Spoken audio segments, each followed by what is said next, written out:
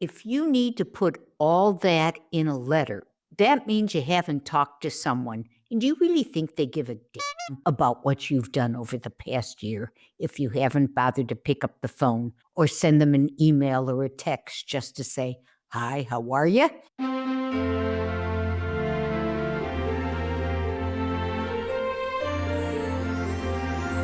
Well, hello, everyone, and welcome to Silver and Sensational. It is the I, as in Lois, Lois Mills. Here we are, another episode of the Sensational December. Yes, and today I'm going to talk about holiday cards.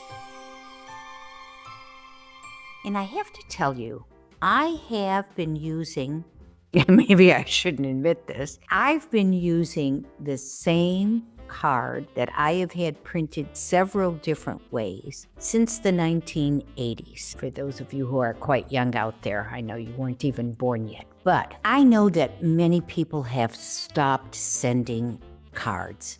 And I understand why. It's yet one more thing you need to do. Postage stamps have, gone up in price. But for me, it's nostalgic because way back when, and I do mean way back when, growing up, getting Christmas cards and displaying them in whatever way, whether some people hung them on a tree, some people taped them to the walls, but it was sort of exciting to see all the different Christmas cards, and it was fun to get and fun to open. And even though I myself have sent out, texts and e-cards, I still like an old-fashioned holiday card. So I've been using this one, and I have an old one here. So this one happens to be square. And again, you can kind of tell that I happen to like using craft for holidays. But in this particular one, I have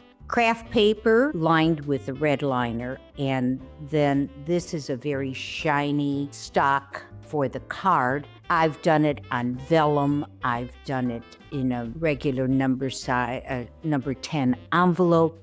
And today you can print all kinds of things yourself or take it to a quick, speedy print.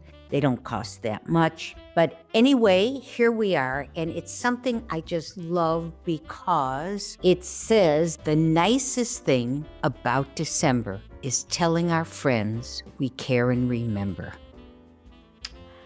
I think, and people have loved getting this card, I think it kind of says it all without getting too maudlin, too religious, too whatever, because it really is the time of year that you feel like you want to reach out to people, maybe especially those people that you don't have a lot of contact with during the year. And then if you do want to add something personal, I like just short personal things, if I heard that there's a new grandbaby in the family, I might make a comment about that. The one, or anything, or you don't need to put anything. It depends on the person, what you feel like expressing to that person and how much you want that person to be part of your life and how much you feel you want to be part of that person's life.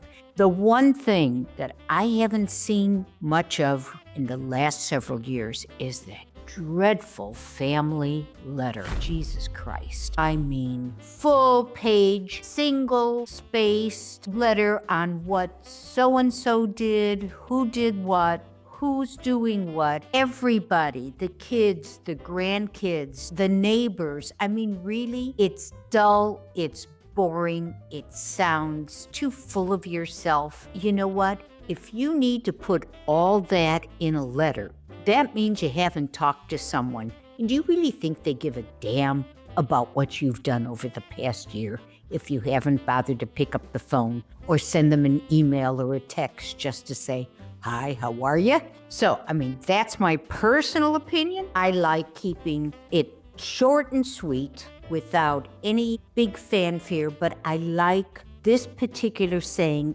of all the ones I have seen, and I guess, I kind of stay with things for a long time, don't I? It's almost 40 years that I've been sending this card. Just to give you a little history of how I first came across this phrase is I found a card that had a little different just a little different connotation to what this one is actually saying. And I picked up on it and then just adapted it to having it say what it said. For instance, I have very little family left, so I really didn't want to include the word family because I send them special cards. So this went out to friends. And so I kept it at just friends. You could add friends and family. You can play with it any which way you want, but the idea is to keep it about the month and the fact that you care and remember. And I think that's what's the important part of this particular note. At any rate, there you have it. Wrapping it up again, I hope this helps you. Put your own connotation on it. You don't need to use red and green. You could do anything you want. One year, I think I did it in brown and gold. So, use your creativity and spread your wings and let it get into Santa's bag to have him deliver it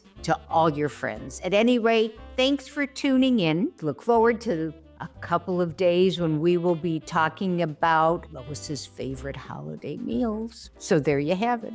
Take care. Thanks for tuning in. Bye now.